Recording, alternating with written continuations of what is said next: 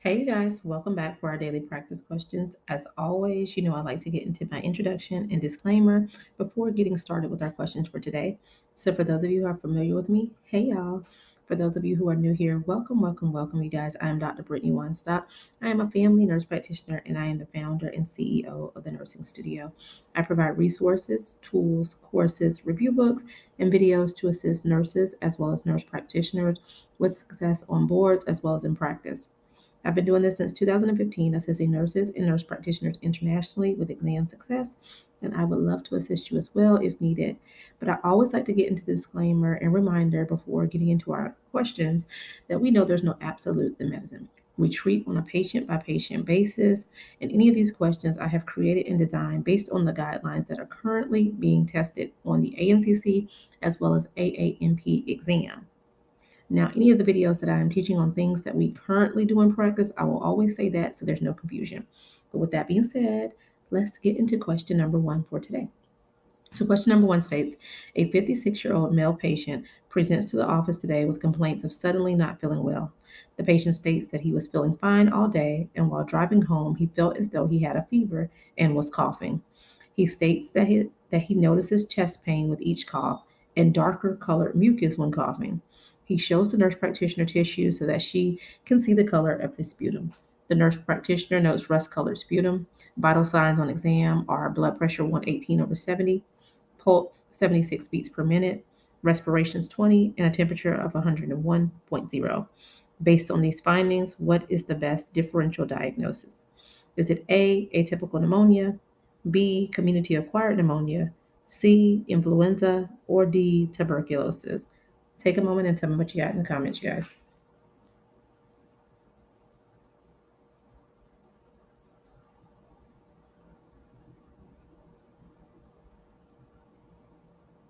All right, you guys, I always recommend reading the stem of the question first.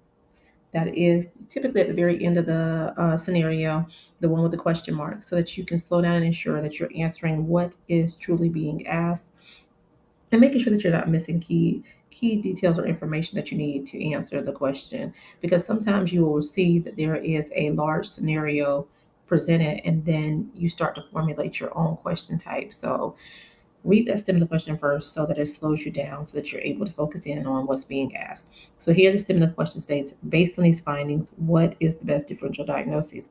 So, I always tell y'all if they're asking you about diagnosis, a differential diagnosis, you need to run it back and see what the assessment is. See how the patient is presenting to you, right? So this is a 56-year-old male patient coming in with complaints of suddenly just not feeling well. Patient states that he was feeling fine all day, but while driving home, he started to feel bad, right? He started to notice a fever. He was coughing. When coughing, he had that chest pain with his cough and a productive cough with that rust color sputum. He noticed it was darker color, but when showing the nurse practitioner, she knows and that it's rust color, right? Vital signs: blood pressure's good, heart rate's good, respiration's good, but he does have a temperature. So based on these findings, what is that best differential? And so I always tell y'all, when y'all have these scenarios, picture the patient in front of you and walk through it. Picture yourself in the office, and this is what they're saying, and walk yourself through on what you would typically do and the things that you are considering when you're reviewing those presentations, right? And so this is classic for community acquired pneumonia.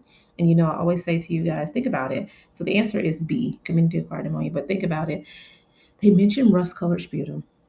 He had sudden symptoms. And I always say with community cap, I say, hey ladies, we had to suddenly run out the door, didn't have time to fix your hair, so you threw on your cap. Sudden symptoms, acute symptoms with that pleuritic chest pain, a productive cough is community acquired pneumonia. Rust color sputum, the fever. Whereas with atypical, they do not have that productive cough. They have a non productive cough, right? Their symptoms are gradual. So pay attention to those key words so you're not missing. So B is your best answer, community acquired pneumonia. All right, so question number two. The nurse practitioner is discussing the previous patient with the MP student. The nurse practitioner is explaining that community acquired pneumonia is the differential diagnosis and they need to confirm the diagnosis. So, what is the best diagnostic exam to confirm this differential? Is it a sputum culture, B, a chest x ray, C, a rapid strep test, or D, no confirmatory test is required? Take a moment and tell me what you got in the comments, you guys.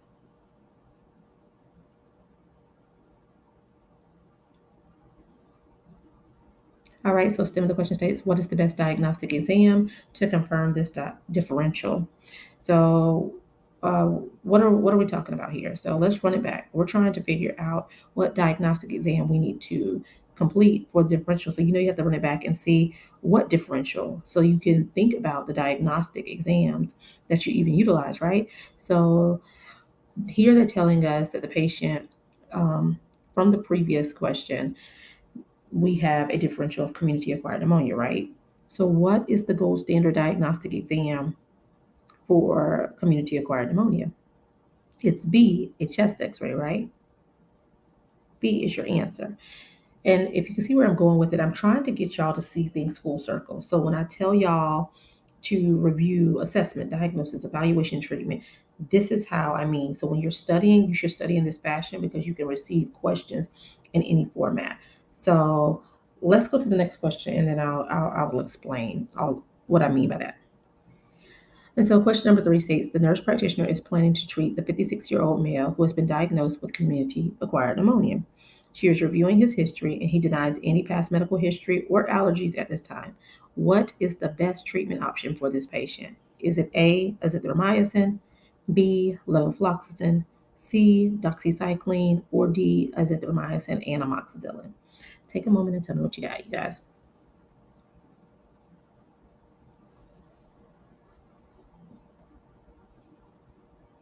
All right, so STEM of the question states, what is the best treatment option for this patient? So, if we're treating something, we have to run it back and figure out what the diagnosis is. See if they have provided us a diagnosis. And if they have not, you need to run it back a step further and figure out how they presented. What are those assessment findings so we can come up with a diagnosis? Because you can't treat something that you don't know what you're treating, right? So, here it already lets us know that the diagnosis was confirmed as community acquired pneumonia, right? And sidebar, if we did that chest x ray, that's the gold standard diagnostic exam to confirm a differential diagnosis of CAP. What are we looking for on that chest x ray? You're looking for those infiltrates, right? There'll be white patchy infiltrates on there. Um, and that will confirm your diagnosis, right? So now we must have saw the white patchy infiltrates, gave us confirmation that this patient does indeed have community acquired pneumonia. Now we need to figure out how to treat it, right?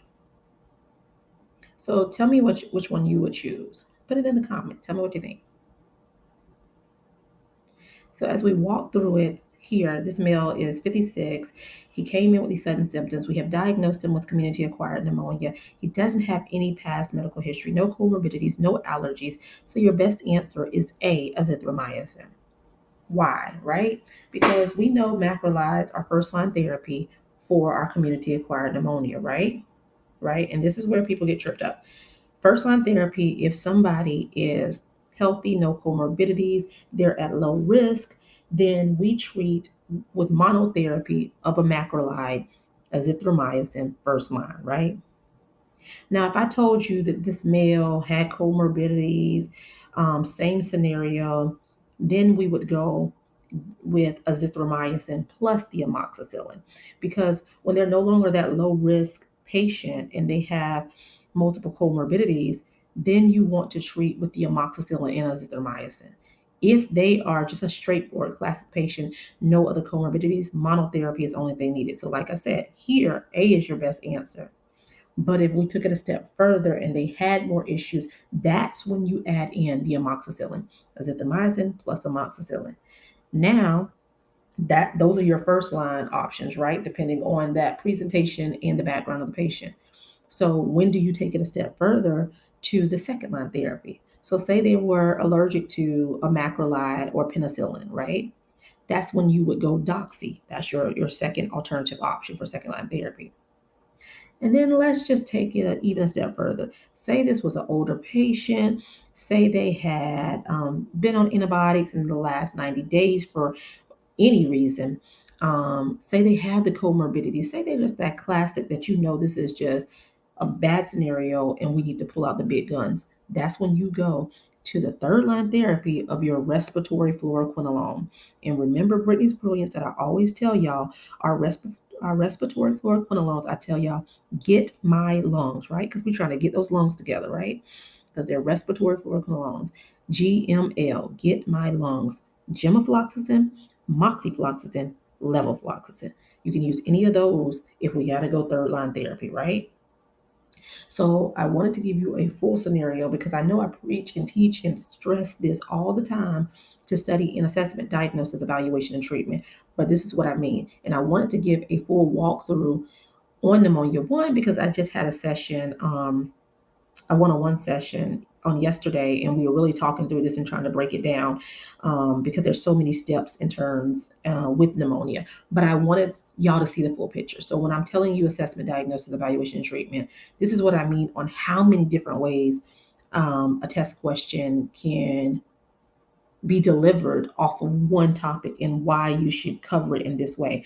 This is how a test question, if you're unsuccessful, they give you the breakdown to tell you, hey, you're high or low in assessment, diagnosis, evaluation, and treatment, planning, implementation. They say however they want to word it, but this is what they're looking at. So, the initial one, I'm giving you those assessment findings, those signs and symptoms, how they present, and you should be able to identify a potential differential diagnosis by their assessment. So that's assessment and a differential, right? Then in question number two, I made you take our differential and make you go diagnostic wise, right? Knowing that gold standard diagnostic exam. If there is one, what is it? Know what you need to do. Because think about what boards is testing you on. They're trying to see on entry level that you know what to do for the common diagnoses. So you need to know that, hey, we need to order a chest x-ray, right? All right. So on those chest X-rays, what are we looking for? So if they tell you, hey, got a chest X-ray, we need to see those white patchy infiltrates. And then if you see that and confirm the diagnosis, how do you treat? And when you say how do you treat, those first line options. In the event that you can't go first line, what is the second line option?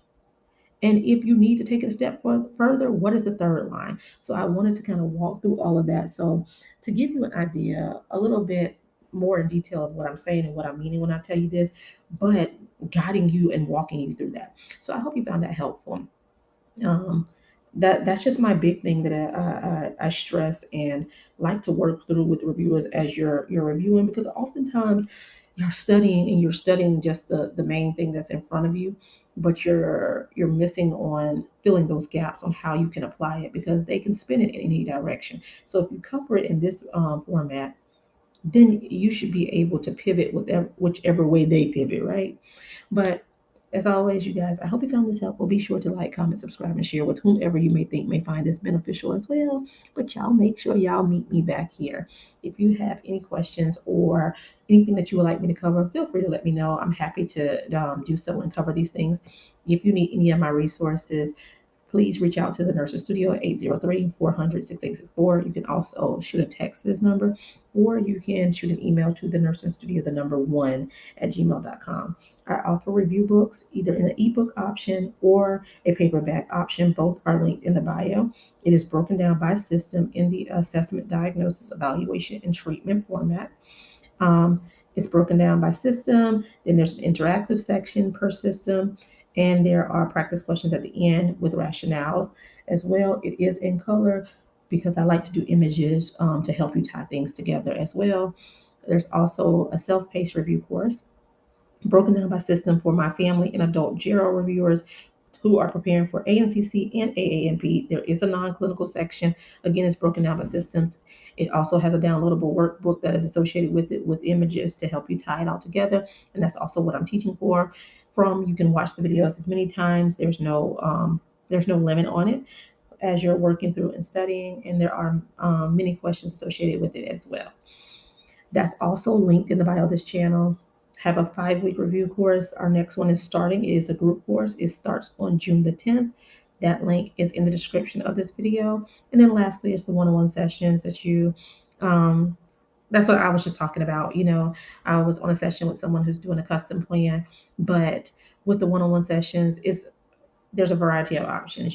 Sometimes people just have a particular weakness. Hey, the GINA asthma guidelines are whooping my behind. Can you help me to work on this and retain it and get the medicines down. All right, that's just a straightforward weakness to strength one-on-one section. Some people are like, hey, I test soon. Can you assess my exam readiness? Yes, that's a separate, that's a different tier of my one-on-one section. So it just depends on what you're getting. And then lastly is the custom option where you may have been unsuccessful, you don't know how to you don't know where to change, you don't know where you went wrong, you want some guidance on how to structure your studies and have me to work along with you through that duration to get you from unsuccessful to successful. And that's another option. That's the custom option of the one-on-one sessions. So that's why I always say just give a call to the 400-6864 or shoot an email because we need to discuss it to see what you really need, engage it from there. So if you need any of those resources, just reach out to the Nursing Studio and we'll get you taken care of. And if you have any questions, like I said, that you want me to cover, just either send it to any of these or put it in the comments and I'm happy to cover it. But as always, y'all make sure y'all meet me back here. Happy studying. Bye, y'all.